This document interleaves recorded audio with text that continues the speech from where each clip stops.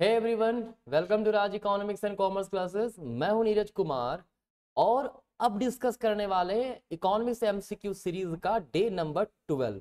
ठीक है, 11 डेज तक मैंने क्वेश्चंस रेगुलरली अपलोड किया है। ये डे नंबर 12 है। काइंडली वीडियो को पूरा एंड तक देखिए, बहुत बेनिफिट मिलेगा अगर आप इकोनॉमिक्स के स्टूडेंट हैं तो। ठीक है, चलिए क्वेश्चन नंबर 56 हमारा है। कहता है which of the following are assumed by product exhaustion theorem of distribution. ठीक है, देखिए product exhaustion theorem of distribution जो है यूलर्स थ्योरम भी कहते हैं हम लोग, है ना।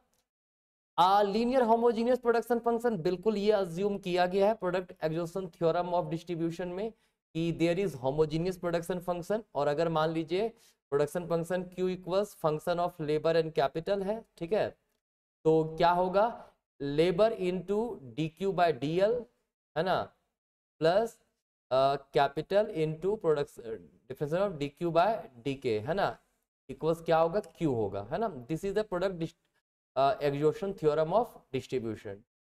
Each factor is paid according to market price, नहीं मार्केट प्राइस के अकॉर्डिंगली नहीं, बल्कि मार्जिनल प्रोडक्टिविटी के बेसिस पर जो है पे किया जाता है। ठीक है, लेबर की जो मार्जिनल प्रोडक्टिविटी होगी उसी के अकॉर्डिंगली उसको पेमेंट मिलेगा। ठीक है, तो ऑप्शन नंबर सी हमारा 3 सही है। ठीक है, देयर में भी any number of factor production, बिल्कुल सही है, कोई भी नंबर ऑफ फैक्टर प्रोडक्शन हो सकता है, उससे कोई मतलब नहीं है ना। तो ए 3 1 3 और 4 1 3 4 option number D, this is the correct answer. ठीक है, चलिए अब हमें मैच करने वाला क्वेश्चन है 57 नंबर, है ना। इसमें क्या होगा, elasticity of substitution it is given by first JR. Higgs. ठीक है, फिर स्पाशियल कंपटीशन, ये हॉटलिंग थ्योरम है ना। स्पाशियल कंपटीशन, क्वासी रेंट, इसको मार्शल ने एक्सप्लेन किया था, फोर होगा। Monopolistic competition it is explain by Ellsworth. ठीक है, तो ऑप्शन नंबर 3 2143, ये क्या एक्स्ट्रा ऑप्शन दिया था कंफ्यूज करने के लिए, है ना।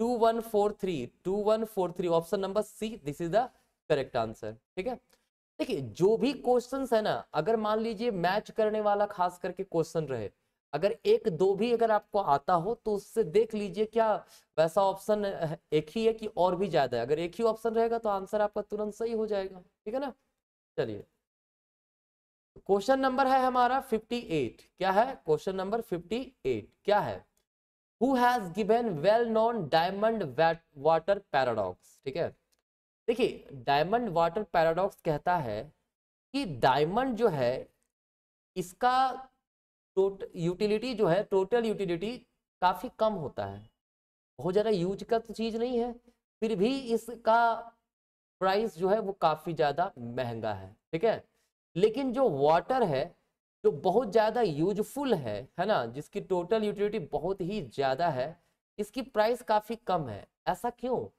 जो चीज जितना ज्यादा यूजफुल उसका उतना प्राइस होना चाहिए। ठीक है, तो ये जो कंसेप्ट है इसको वाटर डायमंड पैराडॉक्स बोलते हैं, जो एडम स्मिथ ने दिया था, और इसका सॉल्यूशन दिए थे प्रोफेसर मार्शल ने, है ना।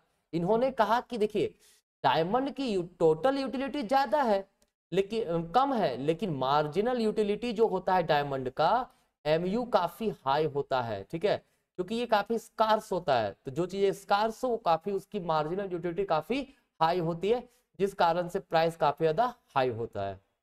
वहीं वाटर जो है ये काफी ज्यादा अवेलेबल है हमारे पास, जिस कारण से इसकी मार्जिनल यूटिलिटी कम होती है और इसके कारण ही इसका प्राइस भी कम होता है। ठीक है, ये है हमारा वाटर डायमंड पैराडॉक्स। दिया किसके द्वारा है, एडम स्मिथ के द्वारा। इसका सॉल्यूशन किसने दिया, प्रोफेसर मार्शल ने। ठीक है ना, चलिए 59 नंबर क्वेश्चन है, consider the following statement. Next है, marginal utility analysis is cardinally measurable. जो मार्जिनल यूटिलिटी एनालिसिस है वो कार्डिनली मेजरेबल है, मतलब मार्शल का स्टेटमेंट कह रहा है। Assume that utility is cardinally measurable, ठीक है। Assume that utility are interdependent, नहीं गलत है ये। मार्शल ने अज्यूम किया था कि यूटिलिटी जो होता है वो इंडिपेंडेंट होता है। ठीक है, फिर assume that marginal utility of money not constant, बिल्कुल गलत है। मार्जिनल यूटिलिटी ऑफ मनी को कांस्टेंट अज्यूम किया गया है प्रोफेसर मार्शल के यूटिलिटी एनालिसिस में। तो only one this will be the answer. ठीक है, ए। 60 नंबर क्वेश्चन है, in which of the following market situation are the firms mutually interdependent in pricing output decision. देखो परफेक्ट कंपटीशन तो price taker होता है, जो इंडस्ट्री डिसाइड किया वही एक्सेप्ट करेगा हर फॉर्म। मोनोपोलिस्टिक कंपटीशन में ये खुद से जो है अपने से डिसीजन लेता है। मोनोप्सोनी में भी ऐसा नहीं होता। ओलिगोपोली में इंटरडिपेंडेंसी पाया जाता है, मतलब कोई भी एक फर्म अगर प्राइस कुछ रखता है तो वो जानता है कि हमारा ये जो प्राइस प्रोडक्ट का जो डिमांड है वो अफेक्ट हो सकता है अगर दूसरा फर्म अपना प्राइस चेंज किया, तो कहीं ना कहीं दूसरे फर्म को भी इसमें देखता है। ठीक है, तो ये था आज का आपका 60 क्वेश्चन तक कंप्लीट हुआ। ठीक है, तो मुझे उम्मीद है आप लोग सारा वीडियो देखते होंगे अच्छे से। बाकी अगर आप इकोनॉमिक्स के स्टूडेंट हैं तो हमारा मोबाइल एप्लीकेशन डाउनलोड कीजिए, है ना, Raj economics RECC from the play store, है ना, नंबर भी दिया हुआ है आपके पास। इस नंबर पे आप कांटेक्ट करके आप इंफॉर्मेशन ले सकते हैं। अप टू 50% का डिस्काउंट चल रहा है इकोनॉमिक्स के हर कोर्सेज में। ठीक है, बाकी अगर आप रांची झारखंड से हैं तो हमारा यहाँ पे ऑफलाइन क्लासेस चलता है, आप इस नंबर पे कांटेक्ट करके हमारा कोचिंग विजिट कर सकते हैं। चलिए, धन्यवाद।